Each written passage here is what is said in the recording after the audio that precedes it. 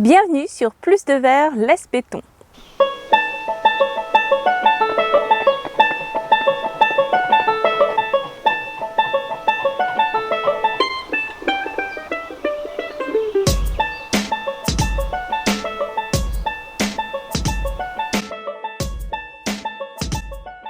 Ça y est, vous avez enfin trouvé des mécènes qui vont vous suivre dans l'aventure du jardin thérapeutique. Youhou! Et maintenant, il s'agit de savoir comment bien dépenser l'argent qui vous a été confié. Cette chaîne n'est pas et ne sera jamais monétisée. Donc le seul moyen pour me soutenir à poursuivre ces vidéos, c'est de vous abonner et de mettre un petit pouce vers le haut lorsque vous avez aimé la vidéo. Comment bien utiliser l'argent des mécènes? Ouais, t'es bien gentil Paul, mais enfin, on sait un peu comment dépenser l'argent. Hein. Eh bien pas forcément justement.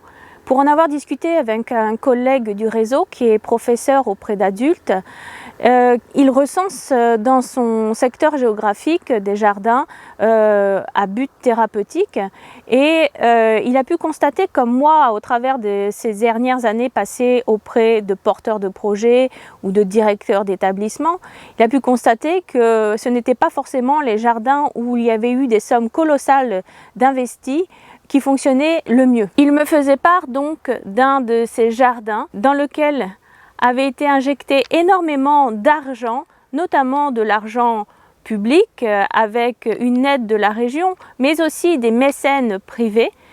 Et pourtant, ce jardin ne fonctionnait pas. Parfois, l'argent confié par les mécènes pour un projet de jardin thérapeutique est utilisé pour faire du gros, du luxuriant, de l'esthétique, mais ne fonctionne pas toujours. Dépenser énormément d'argent pour un jardin ne signifie pas forcément avoir un jardin qui fonctionne par la suite. Donc arrêtons de gaspiller l'argent qui nous est confié par les mécènes. Faire simple, petit, permet de voir justement si cela fonctionne auprès de vos patients, auprès du personnel soignant, auprès de la commune si elle doit intervenir de manière fréquente sur le jardin, mais aussi des bénévoles. Commencer petit permet aussi de voir comment le jardin peut fonctionner à travers le temps. Commencer petit permet également de voir quels sont les besoins réels, de soulever des problématiques et d'envisager des solutions. Si vous faites tout de suite gros, vous investissez énormément dans un jardin et puis que vous vous rendez compte qu'il ne fonctionne pas du coup dans le temps, que peut-être il y a des choses à améliorer, à modifier, et puis que vous n'avez plus d'argent parce que vous avez tout dépensé ou parce que vous ne souhaitez pas modifier quelque chose qui a justement nécessité beaucoup d'investissement, c'est vraiment dommage. Alors que si vous avez au contraire pris une somme d'argent qui vous a été donnée et puis que vous avez commencé petit, que vous avez vu si la mayonnaise finalement prenait, si ça fonctionnait bien au niveau de tous les interlocuteurs, si dans le temps donc justement ça pouvait fonctionner, et bien là vous pouvez plus facilement réajuster en cas de besoin sans avoir de culpabilité à avoir, sans avoir forcément besoin de casser des choses qui ont été déjà bien établies. Tout ça pour vous dire que c'est quand même regrettable